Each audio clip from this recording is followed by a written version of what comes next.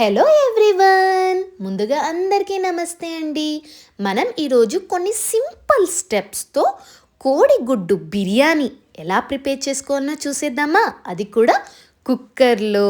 ముందుగా కొన్ని ఎగ్స్ ఇలా బాయిల్ చేసుకొని చిన్నగా ఘాట్లు పెట్టేసుకోండి. వీటికి ఇప్పుడు మనం ఒక మిక్సింగ్ బౌల్లో 1 స్పూన్ సాల్ట్, కారం, హాఫ్ టీ స్పూన్ పెప్పర్, చిటికెడు పసుపు, కొద్దిగా వాటర్ యాడ్ చేసుకొని ఇలా మంచిగా ఎగ్స్ మొత్తం మిక్స్ చేసేసుకోండి. ఇప్పుడు ఈ ఎగ్స్కి మనం ఒక కడాయిలో కొద్దిగా ఆయిల్ యాడ్ చేసుకొని ఇది హీట్ అయ్యాక ఒక్కొక్కటిగా ఈ ఎగ్స్ వేసుకుంటూ మెల్లగా ఇలా ఫ్లిప్ చేసుకుంటూ ఫ్రై చేసుకోండి.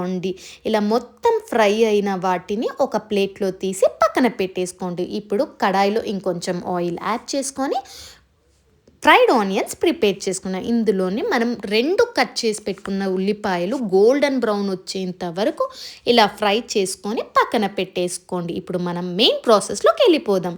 ముందుగా ఈ కుక్కర్లో 5 to 6 స్పూన్స్ ఆయిల్, స్పైసెస్, కరివేపాకు, ఉల్లిపాయ వేసుకొని 1 నిమిషం పాటు ఇలా సాట్ చేసుకోండి.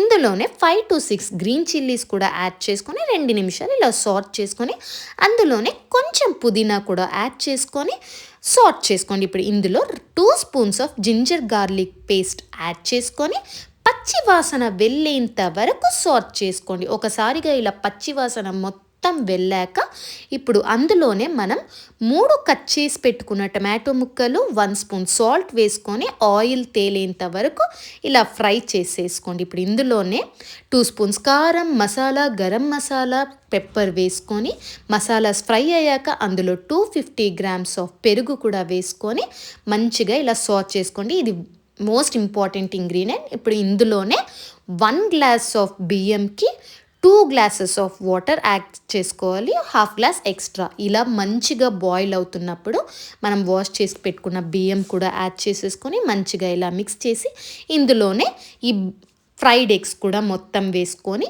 ఒక 2 విజిల్స్ వచ్చేలా చూసుకోండి. ఒక 2 విజిల్స్ అయ్యాక చూడండి, ఇప్పుడు ఇందులోనే ఈ కొత్తిమీర మరియు ఈ ఫ్రైడ్ ఆనియన్స్ కూడా యాడ్ చేసేసుకొని కింద నుండి పై వరకు ఇలా మంచిగా స్లోగా మిక్స్ చేసేసుకోండి. చూడండి ఎంత బాగా వచ్చిందో, అస్సలు ముద్దగా కాకుండా పొడి పొడిగా చాలా బాగా వచ్చింది. ఇప్పుడు సర్వింగ్ ప్లేట్లో టేస్ట్ చూసేద్దాం. వావ్, అదిరిపోయింది. ఇలాంటి వీడియోస్ కోసం ఎవ్రీడే రుచులని లైక్, షేర్ అండ్ సబ్స్క్రైబ్.